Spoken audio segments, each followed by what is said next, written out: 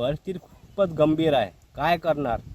कारण की पाणी या 15 दिवसापासून आमचं शेत असं झालं की याच्यामध्ये झाडं पूर्ण सुकत आहे, वाळत आहे पूर्ण झाडं. काय करायचं काही समजत नाही. एवढं कर्ज काढून आम्ही पीक उभं केलं पण काही कामाचं नाही. पिकाने आम्हाला दगा दिला आहे. काय करायचं? हे सर दक्षता घ्यावी याची. उभार पेरणी आता कसं करा? वरचं पाणीच नाही तर खर्च पेरणी कशा करायची? आणि खर्च भरपूर जवळचा कर्ज काढून आम्ही खर्च केला आहे. पहिले ते कर्ज पहिले निलंबित करायचं आणि हे सरकारने आम्हाला कम से कम का कर्जमुक्त माफी द्यावी. आणि ह्या पिकाचं काय होणार काही समोर सांगता नाहीत. आणि आम्ही पेरू कसं? जोपर्यंत पाणी येणार नाही तोपर्यंत काय ह्या पिकाचं काय करायचं आता? उडीद तर पूर्ण सुकलेला आहे आमचा.